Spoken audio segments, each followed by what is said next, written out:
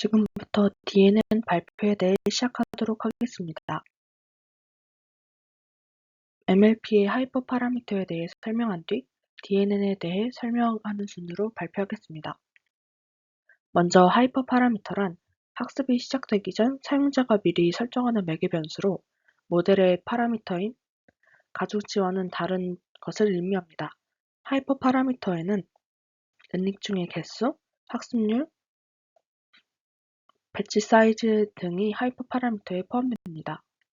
먼저 배치 크기에 대해 살펴보겠습니다. 배치 크기에 따라 풀배치 경사광법, 확률적 경사광법, 미니 배치 경사광법으로 나뉘게 됩니다.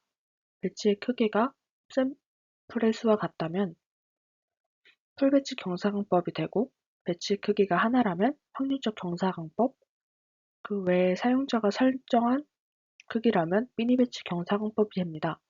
즉, 미니 배치 경사광법에서 사용자가 배치의 크기를 1이나 샘플의 수와 같게 설정한다면 미니 배치 경사광법으로 풀 배치 경사광법과 확률적 경사광법을 구현할 수 있습니다. 그 외에 자세한 설명은 저저번 발표에서 했으므로 생략하도록 하겠습니다. 다음으로 학습률에 대해 살펴보겠습니다. 학습률은 너무 작지도 크지도 않은 값으로 설정해야 하는데요. 이때 손실함수의 모양에 따라 가변적으로 학습률을 조절한다면 가장 성능이 좋습니다. 가변 학습률을 사용하는 방법에 대해 살펴보겠습니다. 먼저 아다그라드 방법이 있습니다. 아다그라드는 이전 단계의 기울기들을 누적한 값에 반비례하여 학습률을 설정합니다. 이전 그레디언트 값에 반비례하여 학습률을 설정하므로 학습 횟수가 많아지면 많아질수록 감쇄가 너무 커져 학습이 전혀 되지 않는다는 단점이 있습니다. 식은 아래와 같습니다. 즉, 학습률과 그레디언트 사이에 누적값의 반비례한 식이 들어가 있는 것을 확인할 수 있습니다.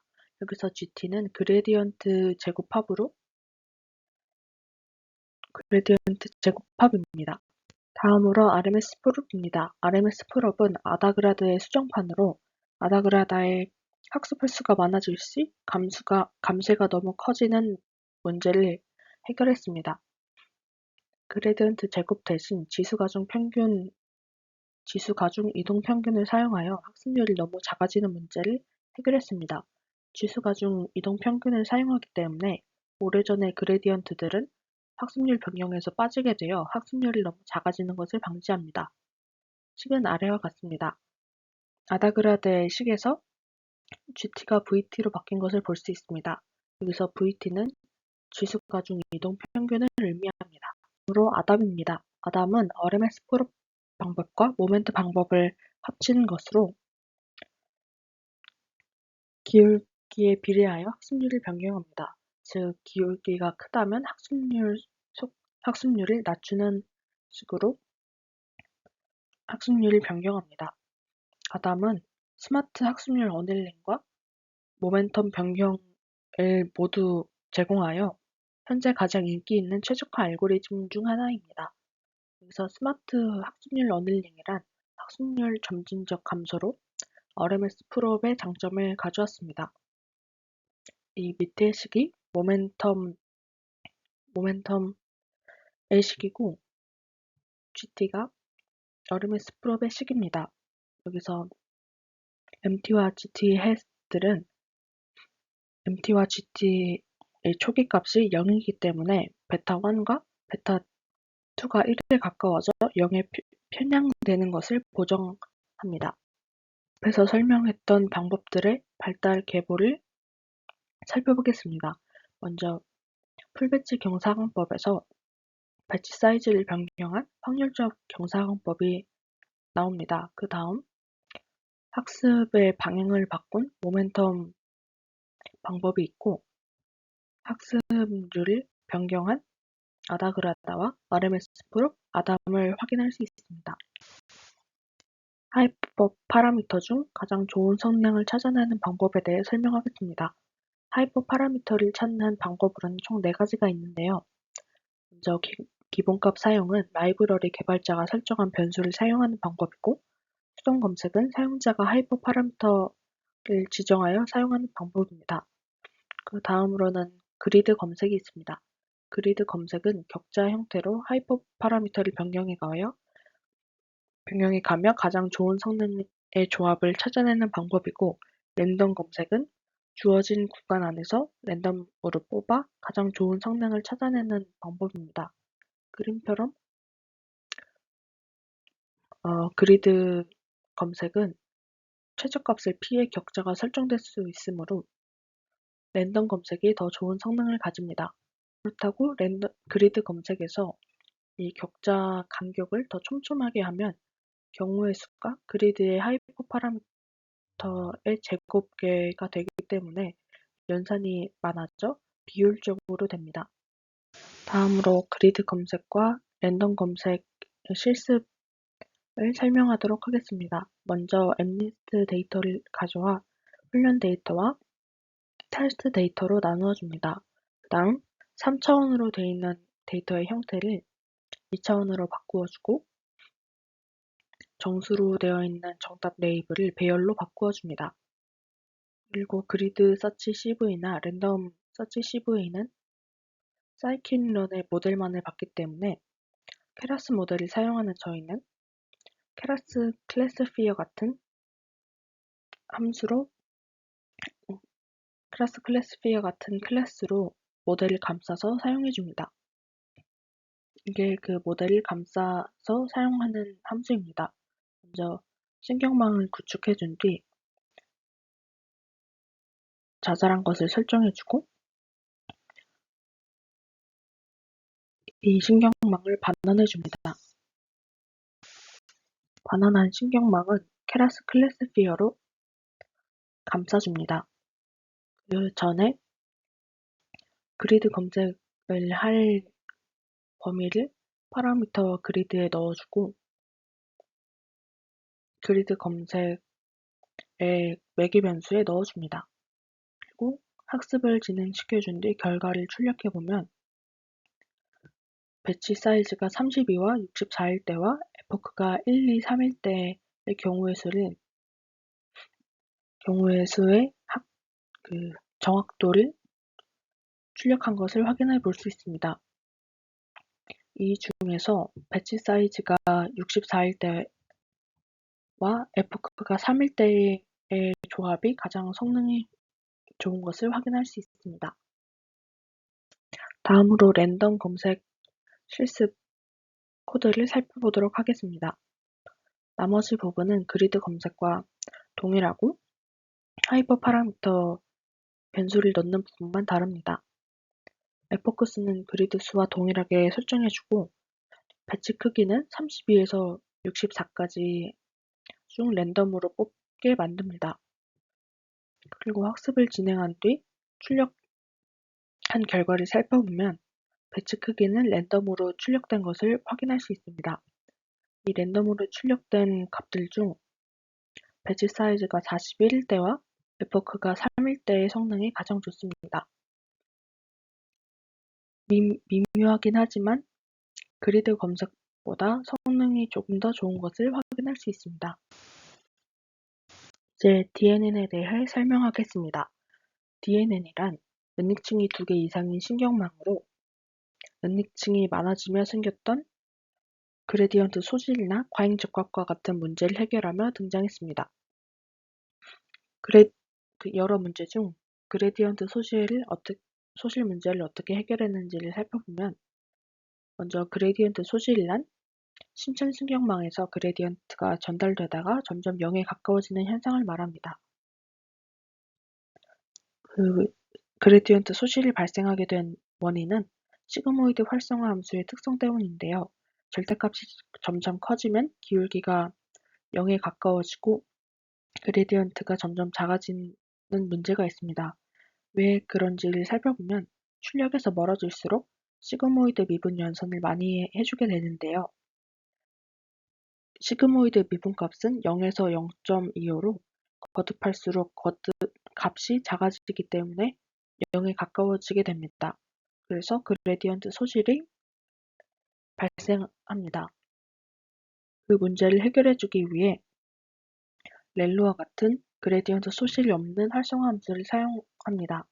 먼저 렐루는 입력이 0 이상일 때는 입력값을, 0보다 작을 때는 0을 출력하는 함수입니다. 렐루는 그레디언트 소실이 없고 속도가 빠르다는 장점이 있습니다. 하지만 음수일 때는 가중치 변경이 안 되고 출력값, 미분값이 모두 0 또는 양수이기 때문에 발산이 생긴다는 단점이 있습니다. 이 렐루 함수의 음수일 때 가중치가 변경되지 않는다는 점을 보완한 리키-렐루 함수가 있습니다. 리키-렐루 함수는 음수가 입력되면 0.01배로 출력하여 음수일 때도 가중치를 변경할 수 있도록 만들어준 함수입니다. 그 외에도 파라미터 렐루 함수가 있는데요. 이 함수는 음수 입력 시 0.01배가 아니라 사용자가 지정한 값 배수로 출력할 수 있다는 장점이 있습니다. 다음으로 손실함수에 대해 살펴보겠습니다. 지금까지는 평균 제곱 오차를 사용하였는데요. 분류 문제에서는 평균 제곱 오차를 사용한 방법보다 소프트 맥스 함수와 교차 엔트로피 함수를 사용한 방법이 더 성능이 좋기 때문에 이 방법을 주로 사용합니다. 소프트 맥스 함수는 분류 문제에서 출력층에 넣어 결과를 확률로 출력할 때 사용하는 함수이고, 교차 엔트로피는 분류 문제에서 사용되는 함수로 식은 이러합니다. 으로 교차 엔트로피의 종류에 대해 살펴보겠습니다. 먼저 이진교차 엔트로피는 분류할 게 강아지이다 아니다처럼 OX일 때 사용하는 방법입니다. 그 다음 카테고리컬 크로스 엔트로피는 분류할 게 강아지, 고양이, 호랑이처럼 다중 분류를 해야 할 때 사용합니다. 카테고리컬 크로스 엔트로피는 정답 레이블이 원핫 인코딩, 즉 하나의 값만 1이고 나머지 값은 0일 때 사용합니다. 만약 원핫 인코딩으로 바꾸지 않고 정수로 사용하려면 스파스 카테고리컬 크로스 엔트로피를 사용해야 합니다. 이 경우에는 정답이 정수여도 케라스가 자동으로 원핫 인코딩으로 변환을 해주기 때문에 사용할 수 있습니다. 각각의 경우는 케라스에서 제공하는 함수를 이용하여 사용할 수 있습니다. 이 과정을 손계산해보면 위의 식에 정답과 예측값을 넣어서 하나의 샘플을 각각 계산한 뒤 평균을 내어서 손실값을 계산할 수 있습니다. 다중 분류의 경우에는 하나의 카테고리에 대해 각각 계산을 해준 뒤 그 과정을 각각의 샘플에 대해 계산하여 결과값을 계산할 수 있습니다. 다음으로 가중치를 초기화하는 방법에 대해 설명하겠습니다. 신경망의 초기에는 초계값을 0으로 주는 경우가 많았는데요. 하지만 이 방법은 델타가 항상 0이게 되고 그로 인해 그레디언트가 0이 되므로 가중치 업데이트가 되지 않는다는 문제점이 있습니다. 가중치를 너무 작은 값으로 초기화할 경우 은닉층이 많은 신경망에선 그레디언트 소실이 발생한다는 문제점이 생기고 큰 값으로 설정하게 되면 편향이 발생하게 됩니다. 예를 들어 하이퍼블릭 탄젠트에서 예를 들어보면 가중치가 커지면 출력값이 1 또는 마이너스 1로 편향되기 때문에 그레디언트가 0이 되는 문제점이 발생하게 됩니다. 또 동일한 가중치를 주게 되면 여러 개의 노드가 같은 일을 하게 되고 여러 개의 노드를 사용하는 의미가 없어지기 때문에 가중치를 동일하게 주면 안 됩니다. 이렇게 가중치를 초기화하는 방법에는 세이비어 방법과 허 방법이 많이 사용됩니다. 세이비어 방법은 분산이 들어온 가중치 수 분의 1인 가우시안 분포에서 난수를 발생시켜 사용하는 방법으로 하이퍼블릭 탄젠트에서 사용할 때는 잘 되지만 렐루에서 사용할 때는 값이 너무 작아지는 문제점이 생깁니다. 이 방법을 보완한 방법이 허 방법입니다. 허 방법은 분산이 들어오는 가중치 수 더하기 나가는 가중치수 분의 2인 가우시안 분포에서 난수를 발생시켜 사용합니다. 이 경우에는 렐루 함수에서는 잘 동작됩니다. 다음으로 범주형 데이터 처리 방법에 대해 보기 전에 범주형 데이터가 무엇인지를 살펴보겠습니다. 데이터는 범주형 데이터와 수치형 데이터로 나눌 수 있는데요. 먼저 범주형 데이터란 숫자로 측정할 수 없는 데이터를 의미합니다. 예를 들어 성별이나 성적과 같은 것을 의미합니다. 수치형 데이터는 숫자로 측정할 수 있는 데이터를 의미합니다. 범주형 데이터는 또 명목형과 순서형으로 나뉘게 되는데요.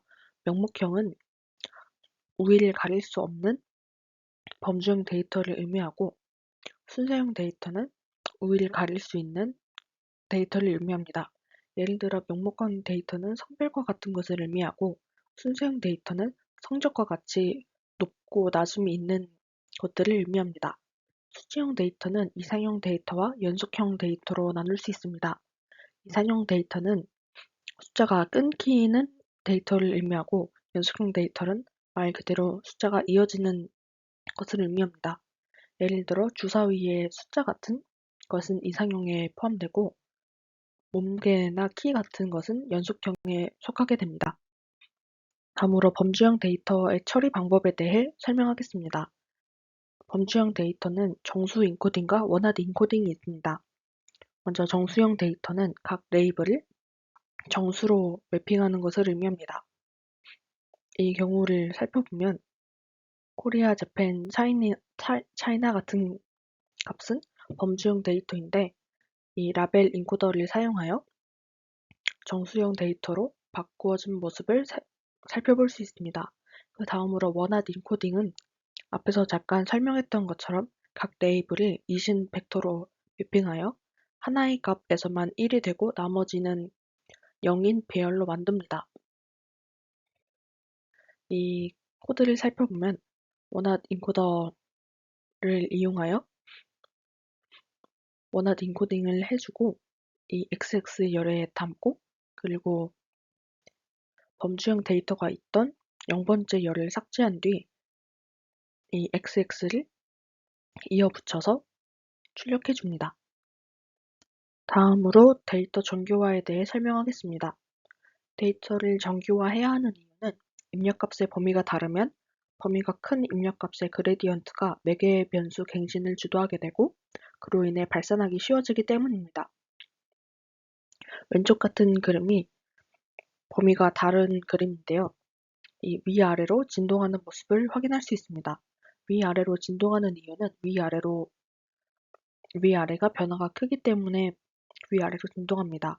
그 이유는 등고선을 생각하면 이해가 쉽습니다. 이게 이 위아래 부분이 좁기 때문에 변화가 크게 되고 변화가 큰 방향으로 진동을 하게 됩니다. 다음으로 데이터를 정교화하는 방법에 대해 설명하겠습니다. 대표적인 방법으로는 Z-스코어 노멀라이제이션을 사용합니다. 이 방법은 제로민 방법과 노멀라이제이션을 합친 방법으로 평균을 0으로 맞춰준 뒤 정교화해주는 방법입니다. 아래가 그 식이 되는데요.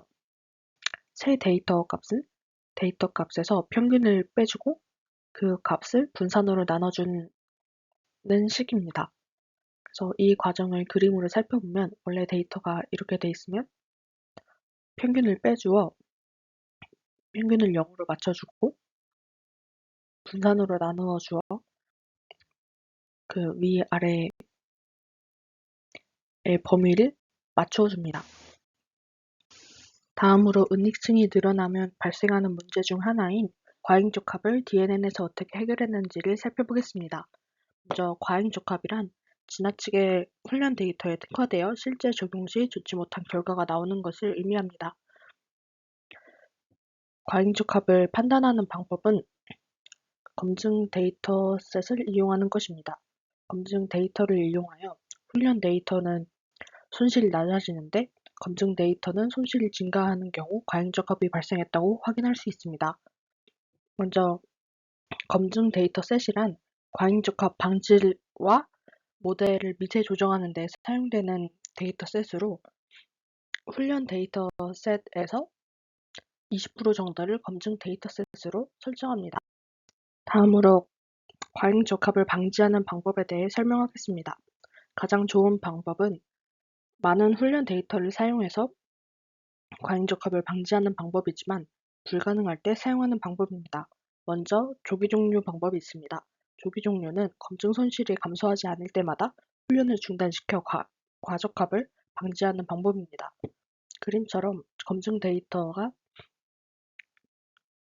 검증 데이터의 손실이 감소하지 않을 때 중단시켜서 과적합을 방지합니다. 그 다음으로는 가중치 규제가 있습니다. 가중치 값이 클 경우 작은 변화에 강하게 반응하게 되고 작은 차이에 민감해지게 때문에 세세한 패턴까지 학습하게 되어 과적합이 발생합니다. 이러한 경우를 방지하기 위해 가중치가 작은 값을 갖도록 규제하여 과잉적합을 방지합니다. 가중치 규제 방법에는 L1 규제와 L2 규제가 있습니다. L1 규제는 가중치를 0으로 만든다는 단점이 있기 때문에 L2 규제를 주로 사용합니다.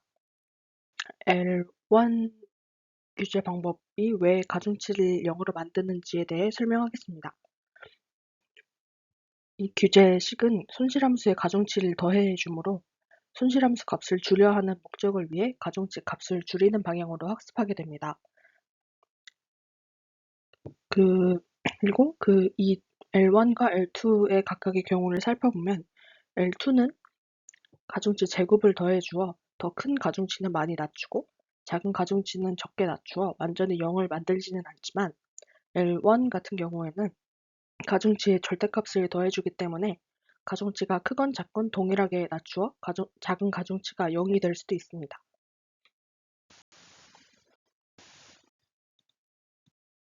다른 과잉적합 방지 방법에는 드롭아웃과 데이터 증강 방법이 있습니다. 드롭아웃 방법은 은닉층에 노드가 많아도 과잉적합이 발생하기 때문에 랜덤으로 몇 개의 유닛을 제거하여 복잡도를 낮추는 방법으로 과적합을 방지합니다. 다음 데이터 증강 방법은 소량의 훈련 데이터에서 많은 훈련 데이터를 뽑아내는 방법으로 기존의 데이터를 약간씩 변형하여 새로운 데이터를 사용하여 과적합을 방지합니다. 다음으로 과잉적합 실습에 대해 알아보겠습니다. 먼저 IMDb 데이터를 불러와 훈련 데이터와 테스트 데이터로 나눠줍니다. IMDb 데이터는 영화 리뷰에 대한 데이터로 25,000개의 리뷰가 빈도 순으로 정수 처리된 단어로 구성되어 있습니다. 지금은 1,000개의 단어에 대해서만 가져오도록 하겠습니다. 그 다음 각각의 단어에 대해 원핫 인코딩으로 변환을 해주겠습니다. 먼저 전부 0인 배열을 만들어주고 각각의 정수 번호에 맞는 위치에 1 넣어서 원핫 인코딩으로 변환을 해줍니다.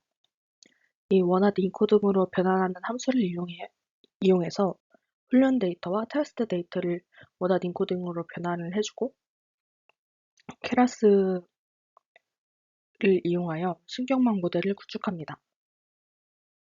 그 다음 학습을 해주고 학습한 값을 가지고 훈련 데이터와 검증 데이터의 손실값을 그래프로 출력해줍니다. 출력된 그래프를 확인하면 파란색이 훈련 데이터로 F크가 증가할수록 점점 감소하는 모습을 볼 수 있습니다. 하지만 밸리데이션, 즉 검증 데이터의 손실값은 어느 순간을 기점으로 증가하기 때문에 과잉적합이 발생했다고 볼 수 있습니다. 앞에서 과잉적합이 발생한 실습을 다양한 방법을 통해 해결해 보도록 하겠습니다. 먼저 조기 종료 방법입니다. 케라스의 조기 종료 함수를 가져와서 사용하는 것으로 조기 종료를 실행합니다. 그 결과 밸리데이션이 증가하지 않는 것을 확인하며 과잉적합을 해결했다고 볼 수 있습니다. 다음은 규제를 이용하여 과잉적합을 해결해 보겠습니다. 케라스에 있는 규제 함수를 이용해서 과행적합을 해결합니다. 왼쪽의 경우에는 L1을 이용하여 과행적합을 해결한 것이고 오른쪽은 L2를 이용하여 과행적합을 해결한 것입니다. 원래라면 L1 규제는 가중치를 0으로 만든다는 단점이 있기 때문에 L2 규제보다 더 성능이 안 좋아야 하지만 이 경우에는 덜 중요한 단어의 가중치를 0으로 만들어서 모델의 복잡도를 낮추고 그로 인해 과행적합을 해결하여 L2 규제보다 성능이 더 좋은 것 같습니다. 그래도 규제를 적용하지 않았을 때보다 둘 다 과행적합을 해결한 모습을 볼 수 있습니다. 다음은 드랍아웃을 이용하여 과행적합을 해결하겠습니다. 드랍아웃은 모델을 만들 때 중간중간에 드랍아웃 비율을 넣어서 모델을 만들어줍니다. 드랍아웃 비율을 50%로 설정하면 각 유닛이 드랍될 확률을 50%로 설정하는 것입니다. 그리고 그래프를 뽑아보면 밸리데이션 손실값이 증가되는 것이 많이 나아진 것을 확인할 수 있습니다. 다음으로 타이타닉 생존자 예측을 하는 것으로 DNN을 적용해 보도록 하겠습니다. 먼저 타이타닉 생존자 훈련 데이터셋은 이런 형태를 가지고 있습니다. 승객 총 891명에 대한 데이터가 생존을 했는지 못했는지, 몇 등석에서 묵었는지, 이름이 뭔지, 성별은 뭔지 등등에 대한 값이 있습니다. 그리고 이 값들을 생존값과 연결해서 뽑아보면 몇 등석에 앉았는지와 그리고 성별에 따른 값과 어디서 탑승했는지가 생존값과 관련이 있는 것을 확인할 수 있습니다. 나머지 값들은 관련이 있다고 보기 어려울 정도로 들쑥날쑥이기 때문에 학습을 시킨다면 몇 등석인지, 성별은 무엇인지, 어디서 탑승했는지를 가지고 학습을 시키면 좋을 것 같습니다. 저는 이 중에서 성별을 가지고 학습을 시켜보겠습니다. 먼저 데이터셋을 읽어온 뒤 필요 없는 칼럼을 삭제해 줍니다. 그 다음 데이터가 누락됐거나 하는 게 있는 결손치가 있는 데이터 행을 삭제해 줍니다.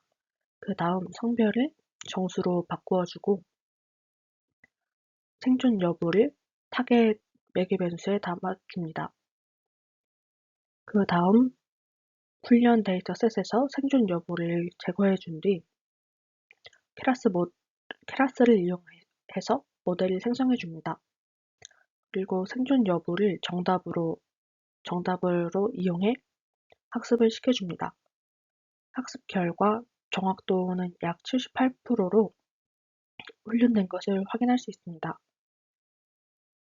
78%인 이유는 앞에서 봤던 그래프에서 성별에 따라 완전히 100%와 0%로 생존 여부가 나눠지지 않기 때문에 그렇게 나온 것 같습니다. 이상으로 발표를 마치겠습니다.